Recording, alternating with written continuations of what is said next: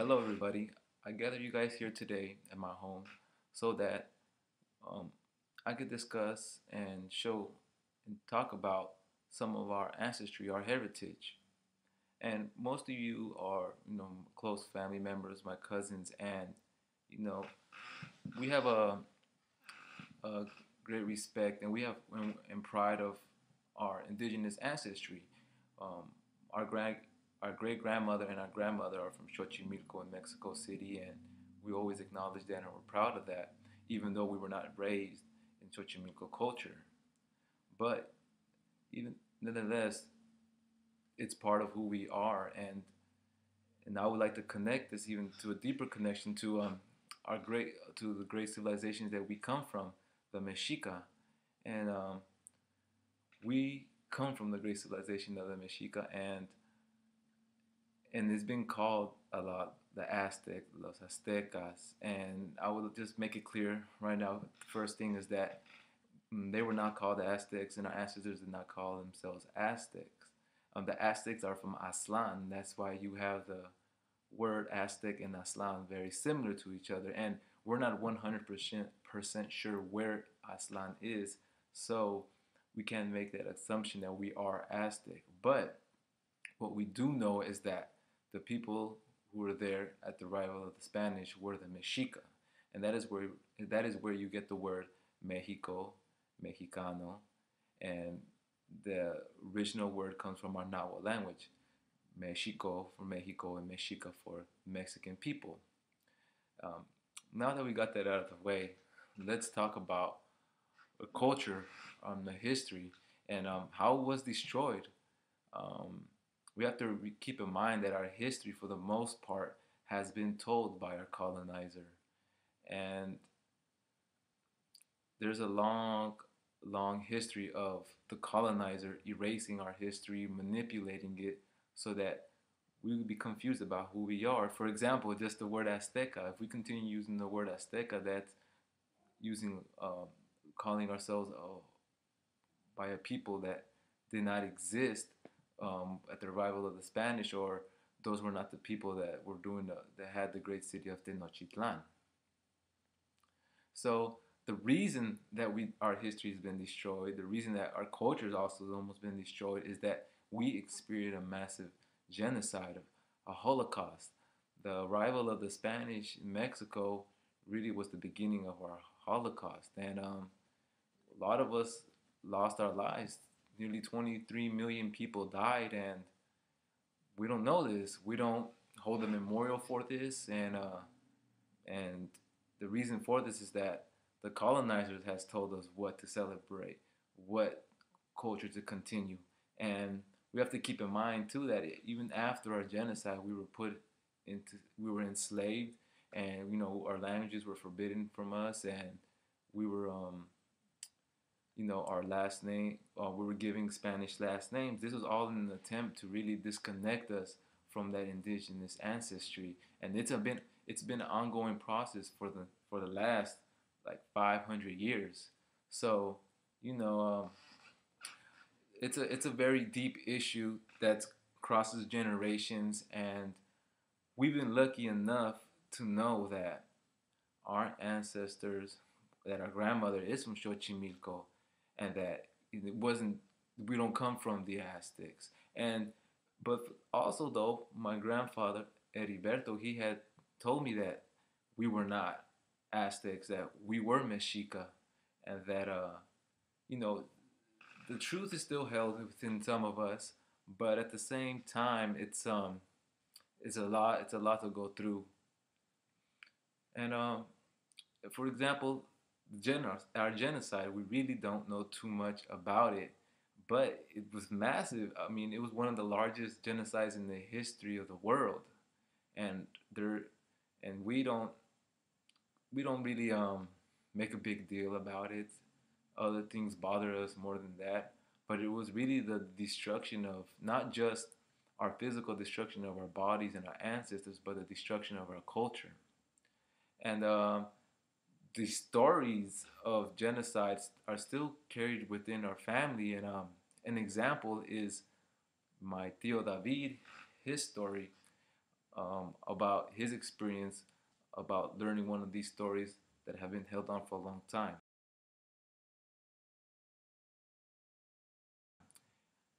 Um, his story starts off with my uncle David looking for work and outside of the city of Mexico, and he arrives to some mountainsides, and he starts working with these men, and one of the men, they're nice people. They invite him over. They invite him over to their house, and then they start talking about their hair, about where you from, where do you come from, who are you, and my uncle had told him that oh yeah, well my mother, she is from Xochimilco, and it turns out that those people were also from Xochimilco, and then they in told my uncle the story about the reason that they were in Xochimilco the war, and it goes like this: while during the times of when the Spanish were in Mexico, um, there was a lot of rape going on, a lot of murder going on,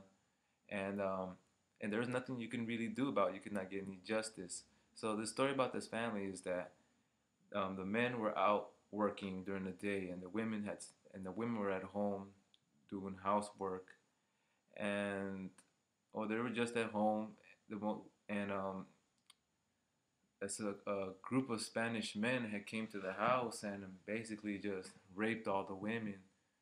Didn't matter, didn't matter if they were young girls or nothing. They just did what they wanted to do.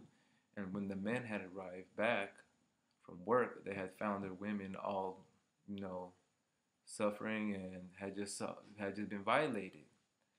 And that these men, these Xochimilco men, were very, very pissed off. So they went and they got together and they killed this group of Spanish men who had raped their women. But at the same time, we have to understand that this is during, the genocide, Holocaust of our people. So, you know, they basically signed their own death warrants. By killing a Spanish, you in turn were going to be destroyed and murdered. So the family had to pack up all their things and basically move far away out to the mountains, and basically have been hiding there for centuries. And that they had told this to my uncle, and they were kind of in themselves. They were a little pissed off too because to them, my uncle, he is fair skinned and green eyes, and they looked at him like, well, you look like one of the Spanish who committed the crimes, even though my uncle, his mother is Xochimilca, but there's still that hatred, that anger towards what they've done to us. These people have been hiding in the mountains for centuries, you know, and they haven't forgotten why this happened, why they're hiding out. And this is an example of a story that has stayed within our family and that stayed within a family and has not been forgotten.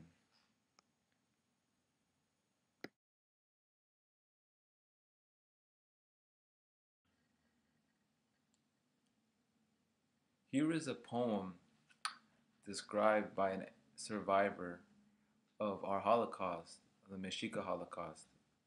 And obviously, we have to remember that poetry is not an accurate picture of what happened, but you can get the message of how our people felt. Here we go. Broken spears lie in the roads. We have torn our hair out, hair in grief.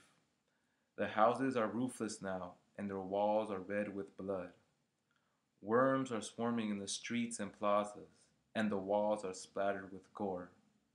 The water has turned red, as if it were dyed, and when we drink it, it has the taste of brine. We have pounded our hands in despair against adobe walls, for our inheritance, our city, is lost and dead.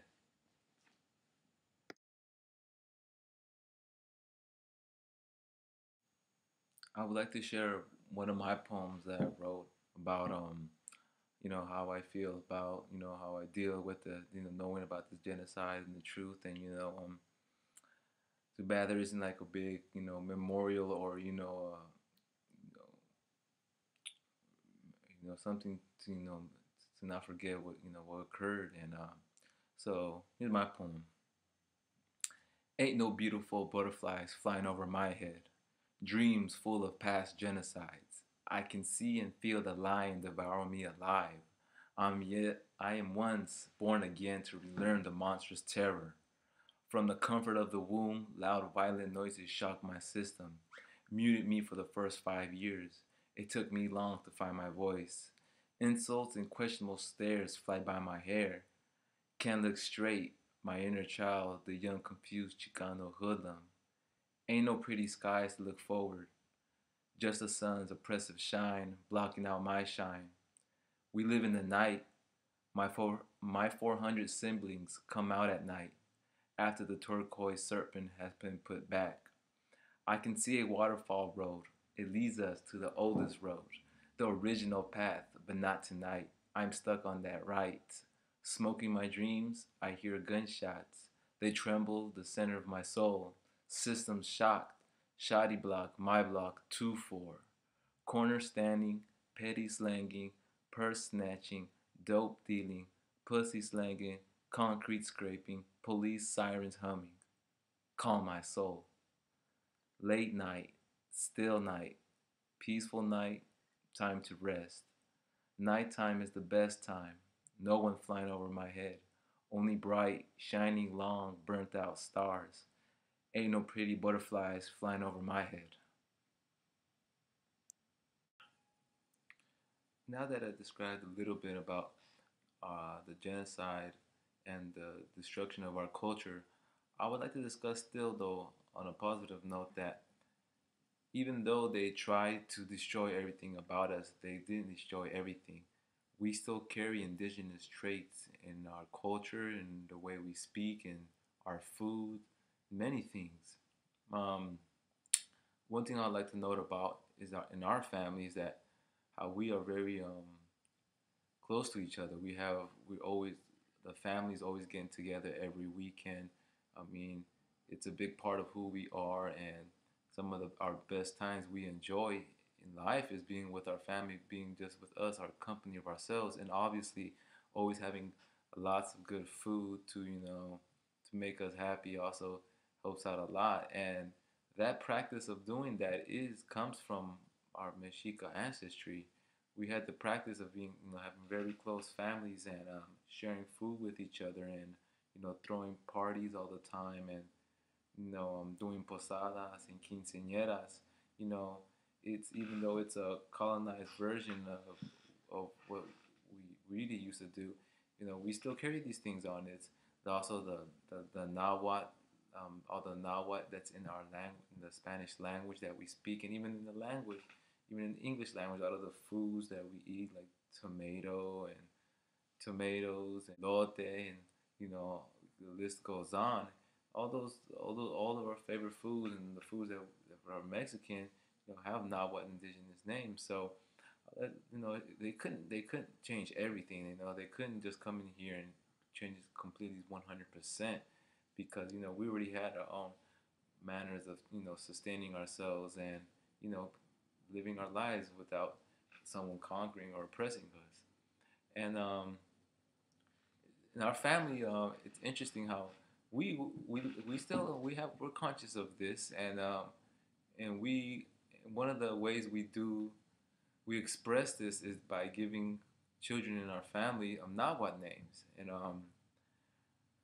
in our family, I think we have 7 to 8 people with Nahuatl names, and it started off with my generation with I think the first one is my cousin Malquishochi, and then I have my 2 younger sisters, Ameyali, Sitlali. Also, we have my cousin's daughters, Shochi and Donatsin, who was just born recently. Also, my nephew, Tlaloc,